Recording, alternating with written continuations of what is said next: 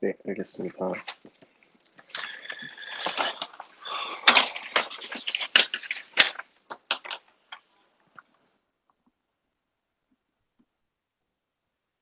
혹시 화면 잘 보이시나요? 네. 안녕하세요. 오늘 자이너 처리팀에서 발표를 맡게 된 주정원이라고 합니다. 오늘 자이너 처리팀에서 발표할 논문의 제목은 도큐멘트 랩의 Neural Machine Translation with Inter-Sentence Attention이라는 제목의 논문이고요. 지금 자이너 처리팀에서 문경환님이랑 박기수님께서도 많은 도움을 주셨습니다. 네, 그럼 바로 시작해서 일단 지금 오늘 발표할 논문, 발표의 순서는 논문에 구성된 요소와 거의 동일하다고 보시면 될 것 같고요. 이제 뭐 인트로덕션과 릴레이티드 워크, 그다음에 백그라운드, 모델, 이제 오늘 발표할 논문이 이제 문서 수준으로 번역을 하자는 그런 취지로 인해서 이제 논문에서 제안하는 아키텍처가 있는데 그 아키텍처가 주를 이루고 그 다음에 이제 마지막으로 익스페리언스로 좀 대부분 좀 간단하게 발표가 진행될 것 같고요. 네, 그래서 이제 바로 본론으로 들어가자면은 일단은 기존에 이제 이쪽 저자들이 주장하기로는 기존의 NMT의 문제점을 많이 지적을 한 편이었어요. 이제 뭐 다들 아시겠지만은 이제 NMT라는 그 어떤 NLP의 한 매우 유명한 이제 태스크 중 하나인데 시퀀스 투 시퀀스라는 이제 어떤 인코딩 정보를 인코딩 해주는 부분과 그다음에 이제 그 해당 정보를 중간에서 처리를 해주고 그 처리된 결과를 다시 디코딩 해주는 그런 구조를 이제 가지고 이제 우리가 지금 기계 번역기라는 어떤 그런 기술에 있어서 가장 이제 활용이 많이 되던 구조인데요. 근데 이런 구조가 사실은 이제 실제 데이터셋을 들여다보면은 이제 소스 센텐스와 타겟 센텐스가 있어서 서로 매우 독립적으로 페어링이 되어 있습니다. 그러니까 이제 쉽게 얘기하면 이제 A라는 영어 문장이 있는데 B로 되어 있는 한국어 문장. 그래서 각각의 데이터가 이제 서로 독립적인 문제점이 있어서 이게 훈련을 하는 어떤 파라미터라든가 그다음에 이제 모델에서 그 파라미터가 몇으로 수렴되는지에 따라 혹은 이제 초기화되는 랜덤 변수에 따라 이제 추출해내는 어떤 그런 번역 결과물이 좀 다소 다를 수가 있어요. 그래서 이제 뭐 단적인 예로 이제 뭐 단어 같은 경우도 번역을 한다고 하면은 조금 그 어떤 모델의 그 훈련된 모델의 상태에 따라 단어가 좀 일관성이 없는 그런 문제점이 있는데 이제 이 해당 논문은 그런 문제점도 어느 정도 이제 보완도 되고 좀 더 넓게 보자는 의미에서 도큐멘트 레벨이라는 단순히 어떤 센텐스 레벨이 아닌 좀 더 넓은 범위에서의 데이터셋을 활용하여 어, 이제 모델을 훈련하는 그런 구조를 갖고 있습니다. 그래서 이제 현재 이 논문에서 가장 중시하는 부분 중 세 가지가 있는데 여기서 써있다시피 consistency랑 disambiguation, coherence. 그러니까 이제 쉽게 얘기하면 이제 어떤 항상 같은 인풋에 대해서는 같은 아웃풋으로 나와야 된다는 어떤 그런 철학을 가지고 있다고 보시면 될 것 같습니다. 네, 그래서 이제 논문을 이제 아마 워프를 이제 미리 보셨을 수도 있는데 이제 제한된 어떤 이제 기술들은 되게 많았어요. 이제 뭐 이제 릴레이티드 워크에 보면 이제 엄청나게 많은 기술들이 많이 사용이 되어 왔었는데 이제 지금 해당 논문에서는 크게 두 가지의 어떤 선행 연구를 이제 주축으로 해서 모델을 구성을 하였고요. 그 첫 번째 중 두 개 중 첫 번째 중 하나가 이제 도큐멘트 레벨, 그러니까 이제 문서 수준에서 정보를 추출하는 방식에 대해서 연구를 하는데 이게 이제 도큐멘트 RNN을 이용해서 이제 정보를 추출하는 어떤 인코딩 역할을 거치고 그다음 이제 그 인코딩된 정보를 결합하여 인터센텐스 게이트 모델이라는 어떤 이제 인터센텐스, 그러니까 이제 문장 간의 어떤 서로 정보를 주고받을 수 있는 그런 메커니즘을 같이 이제 모델에 붙여서 구축을 하였다고 합니다. 그래서 이제 뭐 백그라운드는 총 세 부분이었었는데요. 이제 앞에 두 부분은 이제 워낙 익숙할 수도 있어서 좀 제가 생략을 하긴 했어요. 이제 뭐 첫 번째 같은 경우는 NMT였던 기본 구조고, 두 번째가 이제 트랜스포머인데, 이제 그 기존의 트랜스포머가 이제 처음 나왔을 때도 기존 기본 태스크는 이제 NMT였었다는 걸 다들 아실 거고요. 그래서 그 결국은 이제 벤치마킹 되는 게 이제 어떤 되게 퓨어한 트랜스포머 모델을 가지고 좀 더 이제 모델의 확장을 한 결과라고 보시면 될 것 같고요. 그다음 이제 세 번째가 이제 바로 그 백그라운드에서 잡히는 게 이제 메모리 네트워크라는 어떤 조금 이제 좀 생소한 거일 수도 있는데, 그 메모리 네트워크를 간단히 소개하려고 합니다. 그래서 이제 메모리 네트워크는 일종의 레이지한 머신러닝 방식이라고 하는데요. 이게 이제 무슨 말이냐면은 외부에 존재하는 메모리, 그러니까 이제 어떤 트레이닝 셋과는 그러니까 현재 스텝에 있는 트레이닝 셋과는 관련이 없어 보일 수도 있는 그런 메모리상, 컴퓨터에 있는 메모리상, 동적 메모리상에 존재하는 데이터를 활용하여 인퍼런스의 컴포넌트로 이제 사용하는 그런 기본적인 메커니즘을 가지고 있는데, 이제 제가 이해한 바로 조금 아래 문장을 정리를 해봤는데, 어떤 이제 상당히 디스크리트한 그런 옵저베이션이 있으면은 그거를 이제 읽든, 그러니까 이제 인코딩을 하든 쓰든 이제 디코딩하는 그런 과정에 있어서 어떤 잠재적인 역할이 있을 것 같다. 이게 이제 기본적인 가정, 이제 가설이라고 보고 있고요. 그래서 이제 아래 그 라텍스를 보시면은 이제 P가 이제 어떤 인코딩된 정보입니다. 그래서 이제 아래 P가 보면 이제 소프트맥스의 쿼리 트랜스포즈 곱하기 M이 있는데요. 일단 쿼리는 이제 보통 우리가 옵저베이션일 수도 있고 이제 보는 관점에 따라 다를 수 있는데, 이제 제가 여기서 말씀드리고자 싶은 거는 쿼리는 일단 이제 x 값, 그러니까 이제 우리가 관측된 값을 이제 기존의 메모리 상에 존재하는 이제 대문자 n 매트릭스를 서로 곱해서 확률값을 구하는 과정을 서로 합하였을 때 그게 이제 메모리 네트워크의 어떤 최종 아웃풋이라고 보시면 될 것 같습니다. 네. 그리고 이제 바로 모델로 들어가서요. 모델의 구성 요소는 이제 방금 말씀드렸던 메모리 네트워크를 이용한 Contextual Associated Memory Network, CAM이라고 이제 앞으로 부를게요. 이제 CAM과 트랜스포머를 결국 이제 결합한 그런 모델로 보시면 될 것 같고요. 비유를 들었어요. 이제 뭐 뉴럴 컨트롤러라고 하는데, 유럴에서 얘기하는 유럴은 이제 프로세서, 이제 우리가 얘기하는 보통 CPU에서 연산 처리 장치를 하는 그런 걸 이제 프로세서라고 하는데, 처음에 이제 캄이라는 어떤 구조 안에서 컨텍스트를 읽어서 메모리상에 올리는 그런 과정, 그러니까 그런 과정을 담당하고 있다고 보시면 될 것 같습니다.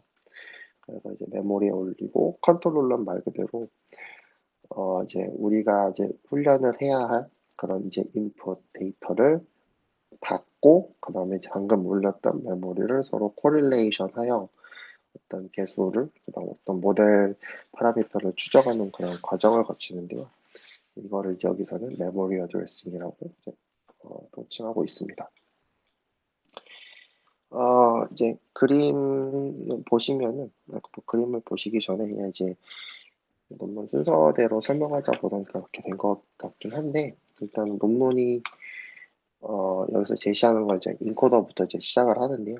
이제 인코더는 다들 아시다시피 결국 우리가 훈련하고자 하고 있는 준비된 데이터를 정보를 수치화시키는, 그러니까 이제 NLP 같은 경우, 그러니까 이제 NMT 같은 경우는 뭐 한국어를 영어로 번역한다고 했을 때 이제 한국어를 이제 숫자화시키는 어떤 인베딩 과정을 거치는데요. 그 인베딩된 벡터를 이제 인코더에서 이제 처리를 하는데, 이 모델에서는 인코더가 두 부분으로 나눠져 있습니다. 좀 특이할 수 있는데, 네, 두 가지라고 얘기하는데요. 이게 제가 봤을 때는 세 가지라고 보고 있습니다.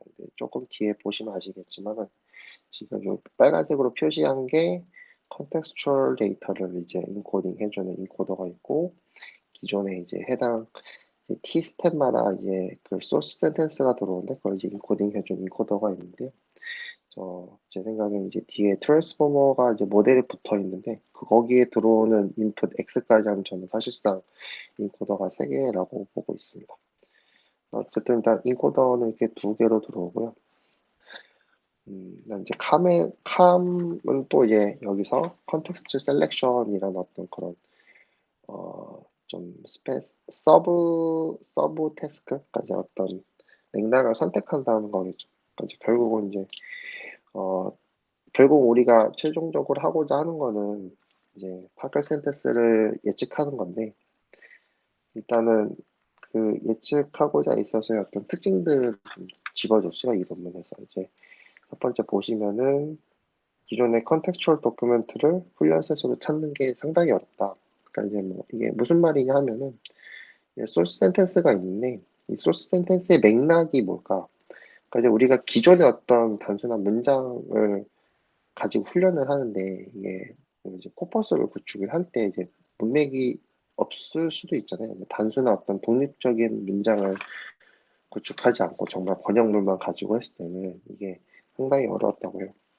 그래서 이제 이게 기존에는 그런 컨텍스추얼 데이터가 없어서 좀 어려웠었는데 이 논문에서는 약간 조금 제 느낌에는 약간 좀 꼼수로 보이는데 이제 그 테드를 쓰는데 이제 테드를 이제 다들 이제 보셨었으면 아시겠지만 이제 한 강연자가 쭉 이렇게 오랜 시간 얘기를 합니다. 이제 그게 번역을 하는데 문장 이제 화자가 얘기하는 어떤 그 문장 사이사이를 다 이제 우리는 컨텍스추얼이라고 보고 있고요.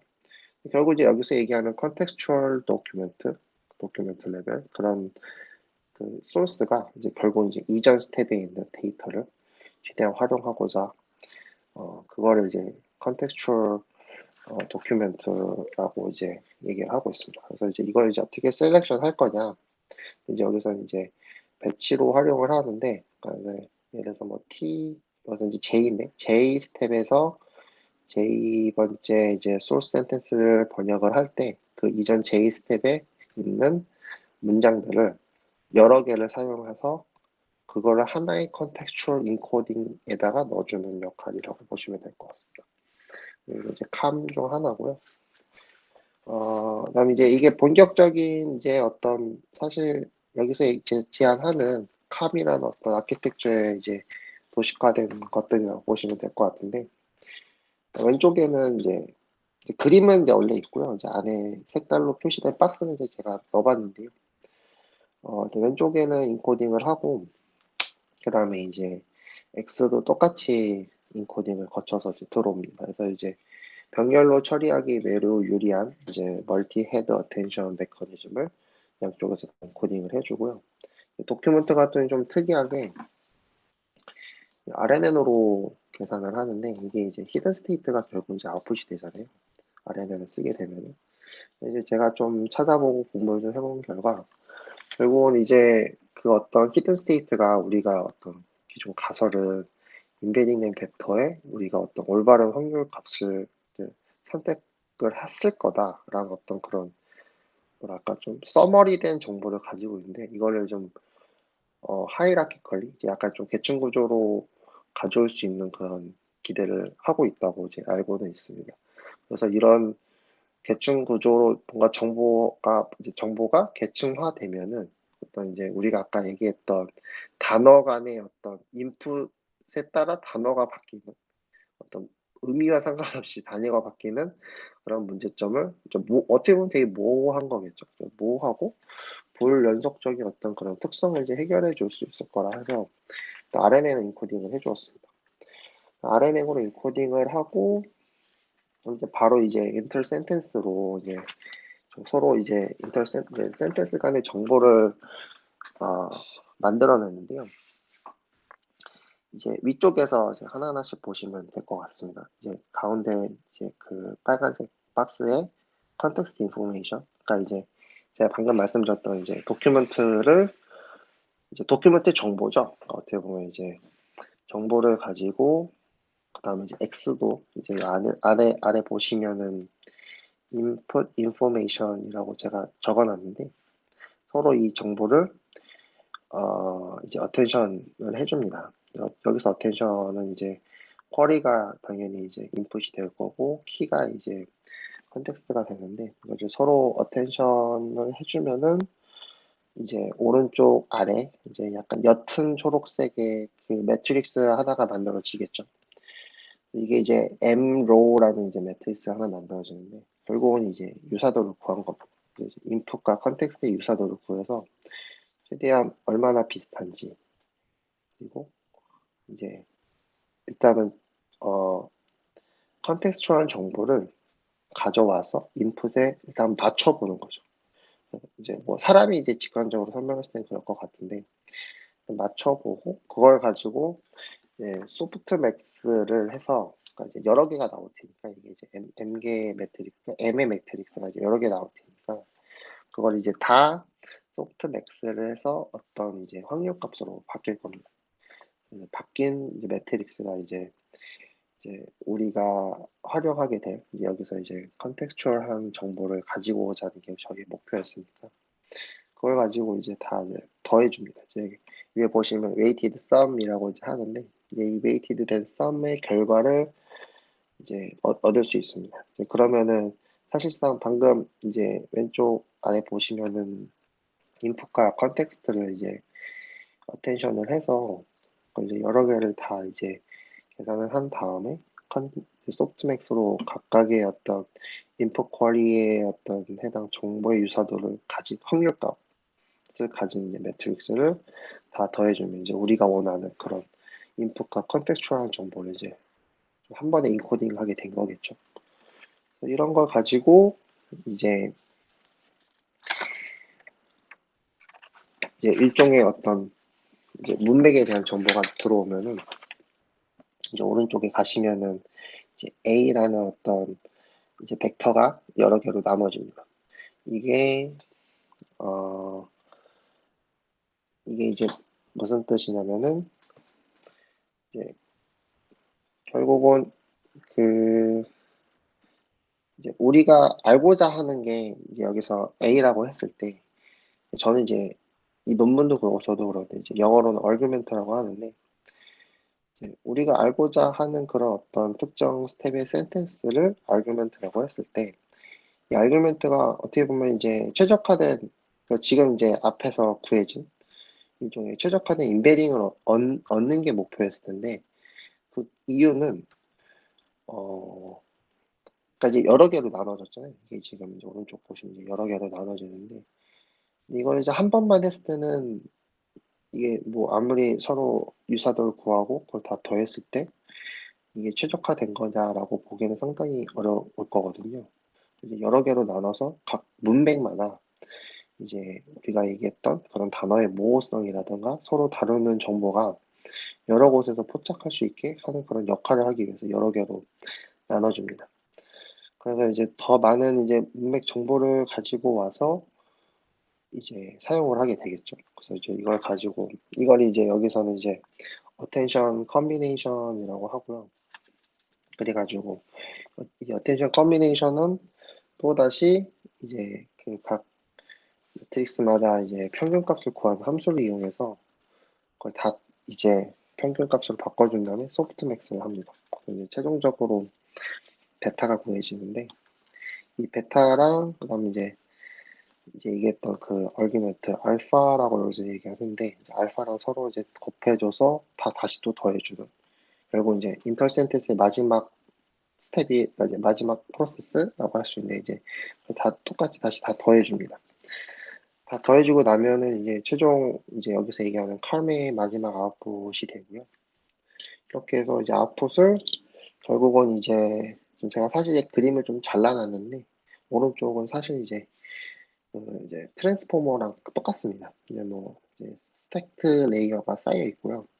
중간에 이제 컨텍스트 어텐션이랑 이제 피드 포워드를 이제 거쳐주는데 이 부분이 이제 그 컨텍스트 게이팅 이제 네 이렇게 보시면 될 것 같고 이제 컨텍스트 게이팅 그러니까 이제 컨텍스추얼 정보를 만든 걸 가지고 이제 다시 이제 트랜스포머에 넣는 그런 과정이라고 보시면 되는데요. 뭐 이제 지금 제가 따로 수식은 이렇게 뭐 자세하게 적진 않았는데 결국 이제 나온 최종 아웃풋을 이제 모델 가중치를 이제 한번 초기화해 줍니다. W라는 모델 가중치를 한번 초기화해 주고 바이어스를 더해 줍니다. 이제 여기서 X 값은 이제 방금 구해진 그 컴의 아웃풋이겠죠. 그리고 이제 여기서는 이제 로지스틱 시그모이드를 액티베이트 펑션으로 이제 사용을 했고요. 그래서 이거를 가지고 이제 게이티드 썸을 합니다. 이걸 다 더해서 이제 그 실제 이제 트랜스포머의 인코더 부분에서 이제 게이티드 썸이 되는 그런 과정을 거치는데요. 사실상 이제 이렇게 해서 모델 설계가 이제 종료가 되는 걸 볼 수 있습니다. 이제 사실 이제 오른쪽 뒤에 보면 이제 디코더가 있고요. 이제 디코더가 있고 이제 뭐 우리가 알고 있는 그런 트랜스포머 이제 동일합니다. 그래서 이제 이렇게 해서 이제 결국은 이제 우리가 원하는 어떤 컨텍스추얼한 정보랑 여러 개의 어떤 컨텍스추얼을 좀 더 자세하게 보고 그런 정보를 이제 결국 이제 퓨어함 트랜스포머랑 봤을 때 이게 더 근거가 있다. 이제 실험에서 이제 여러 가지 많지는 않지만 이제 데이터셋을 사용을 했는데요. 이제 주로 사용된 데이터셋은 테드 토크랑 서브타이틀 뉴스가 있고 뭐 언어는 중국어를 영어로, 스페인어를 영어로 뭐 이런 식으로 했더라고요. 근데 이제 뭐 보니까 이 저자가 중국인이더라고요. 이 저자가 이제 주로 중국 사람들이 해서 그런지 이제 중국어로 많이 한 것 같은데 일단 이렇게 했고 네 이제 뭐 당연히 그렇겠지만은 네 이제 보시는 결과와 같이 이제 기존의 그 모델들보다 이제 확실하게 보이는 건 이제 두 번째 위에서 두 번째인 그 트랜스포머보다 이제 성능이 좋습니다. 성능이 좋고 중간에는 이제 컨텍스트 어웨어 트랜스포머랑 트랜스포머 위드한 이제 이거 다 이제 기존의 릴레이티드 워크에서도 했던 것들보다도 더 좋은 결과를 얻었다 이렇게 돼 있고요. P-밸류도 이제 같이 했는데 P-밸류는 이제 뭐 다들 아시겠지만은 어떤 우연의 확률을 이제 결국 구하는 거잖아요. 이제 얼마나 어떻게 보면 이제 뭐 데이터셋도 사실 그렇게 많지는 않은데 데이터 자체는 많지만 이제 뭐 글루처럼 막 다양하진 않지만 4개밖에 안 했는데 이게 이제 우연히 발생했을 수도 있잖아요. 이제 그걸 확인해 보니까 이제 0.05 이하다. 그래서 이제 뭐 당연히 트랜스포머 우연한 결과는 아니다라는 걸 이제 또 이제 얘기를 하고 있습니다. 네, 그리고 네 이제 이제 그 또 이제 결국은 이제 얘네가 구축한 모델이 이제 캄에서도 이제 RNN 도큐멘트 RNN과 인터센텐스 어텐션 이걸 두 개 다 합친 게 이제 최종 결과물인데요. 이거를 이제 하나하나씩 빼고 넣고 이제 넣어봤을 때 그런 결과를 이제 측정을 한 겁니다. W는 이제 without이고 그래서 뭐 RNN 컨텍스트를 없이 했을 때랑 인터센텐스를 없이 했을 때랑 이렇게 했을 때 보니까 역시 이제 최종적으로는 캄을 했을 때 스코어가 가장 좋고 이제 어떤 차이가 있다고 이제 보고 있는 게 결국 얘네가 얘기한 어떤 모델의 구축하는 데서 좀 근거가 된다 이렇게 설명을 하고자 하는 겁니다. 근데 제가 봤을 때는 저도 이제 이 논문을 이제 여기 경원님이랑 희수님이랑 같이 읽어보면서 느낀 건데 조금 죄송스럽긴 하지만 이렇게 막 논문이 엄청 탄탄한 것 같진 않아요. 왜냐면은 지금 이제 여기서의 점수 차이가 18.65인데 아래는 18.44. 제 생각에는 이 블루스코어가 0.2 차이는 그렇게 크진 않을 거라고 보거든요. 저는 사실은. 그래서 이제 뭐 어떻게 보면 뭐 아까 방금 이제 P-밸류도 하고 뭐 모델을 뗐다 붙였다도 다 해봐서 결국 좋다더라 이렇게 얘기를 하는데 조금 더 점수차가 좀 확연하게 났으면 좀 더 좋은 논문이었지 않았을까라는 생각도 좀 해보고 있습니다.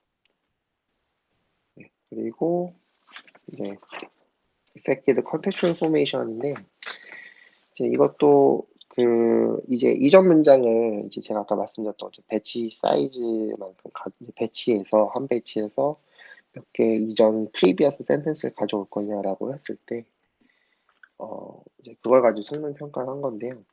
이제 N1, 2, 3, 4, 5는 이제 N1은 이제 바로 이전 문장만 썼을 때고 2는 이제 이전 그 이전전 문장까지 썼을 때 그런 의미라고 보시면 될 것 같습니다. 그래서 근데 어떻게 보면 이제 결과가 되게 좀 아이러니컬 할 수도 있는데 이제 뭐 모르겠어요. 이게 사람이 진정 우리가 이제 글을 읽는 이제 긴 글을 읽을 때 이게 긴 문장을 읽으면 읽을수록 뭔가 우리가 원하는 정보 더 포착을 잘 했었던 건지 아니면은 그냥 이전 문장만 봐도 대충 알겠는데 약간 이럴 수 있잖아요. 그러니까 이제 뭐 그러니까 제 생각에는 이제 이게 결국은 어떤 그런 아티클의 성질에 따라 많이 다를 거라 보는데 뭐 테드 어떤 이런 좀 구어체도 좀 많이 섞인 이런 데이터셋을 썼다고 봤을 때 어떻게 보면 이제 이전 프리비어스 센텐스만 썼을 때 가장 성능이 좋은 게 더 맞다고도 볼 수 있는 것 같아요. 제 생각에는. 너무 많이 봐봤자 이제 결국은 이제 오히려 역효과도 있지 않았을까. 근데 이제 어쨌든 전체적으로 컨텍스추얼한 정보를 가져왔을 때는 확실히 좋다더라 이런 게 이제 증명이 됐기 때문에 그런 부분이 좀 있습니다. 그러니까 이제 예, 이제 참고로 이제 이 부분 같은 경우는 이제 영어를 중국어를 영어로 이제 번역했을 때 얘기인 것 같고요. 사실 이제 뭐 아까 얘기했던 뭐 스피너도 해보고 뭐 해봤어야 되는데 이제 지금 여기서는 단적인 어떤 중국어 영어만 했다는 그런 문제점도 좀 있는 것 같습니다.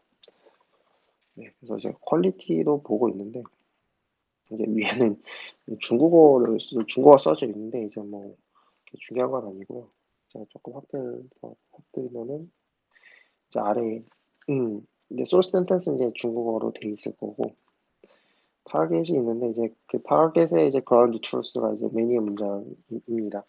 And his answer was yes가 이제 그라운드 트루스인데 얘네가 지금 our 모델에서 아웃풋이 그라운드 트루스랑 정확하게 일치했다. 이게 이제 이런 사례도 있고요. 뭐 다들 아시겠지만 당연히 이제 뭐 엄청난 소수의 케이스라고 보긴 한데 뭐 아닐 수도 있습니다. 이제 어펜딕스가 아쉽게도 없어가지고 어쨌든 그라운드 트루스랑 완전 100% 일치하는 그런 문장도 만들어냈다. 이제 여기서 컨텍스추얼 정보를 사용한 게 사실 효과가 있다 이렇게 이제 이런 부분을 보여주면서 이제 논문이 이제 정리가 됩니다. 일단 저희가 준비한 내용은 여기까지인데요. 혹시 발표 들으시면서 궁금하신 부분 있으면 말씀해 주시기 바랍니다.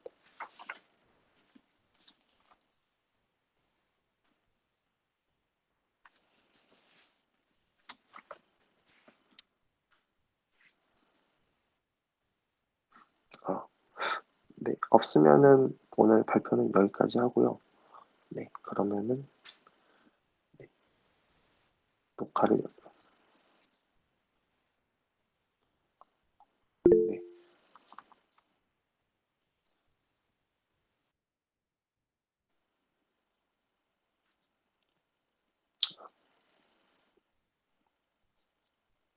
네, 네, 감사합니다.